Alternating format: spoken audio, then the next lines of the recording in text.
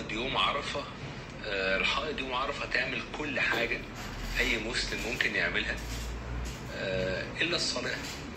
تدعي ربنا. عرفة ده يوم الدعاء ويوم الرجوع إلى الله ويوم التوبة إلى الله سبحانه وتعالى. تدعي ربنا، تقرأ القرآن، تذكر ربنا كتير جدا على قد ما تقدر، تتصدق، تجبر بخاطر إنسان. كل حاجة ممكن تعملها، بس مش هتصوم يوم عرفة ومحسوب لها الصيام على فكرة، لأن النبي صلى الله عليه وآله وسلم قال بوضوح: إخوانكم شاركوكم في الأجر حبسهم العذر.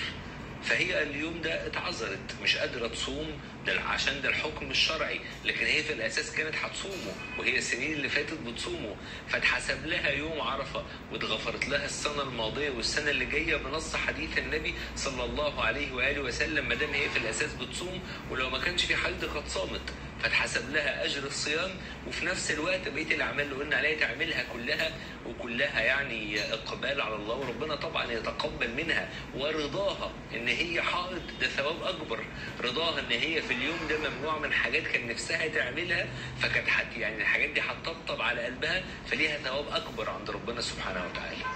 تعمل إيه الحائض يوم عرفة؟ الحائض يوم عرفة تعمل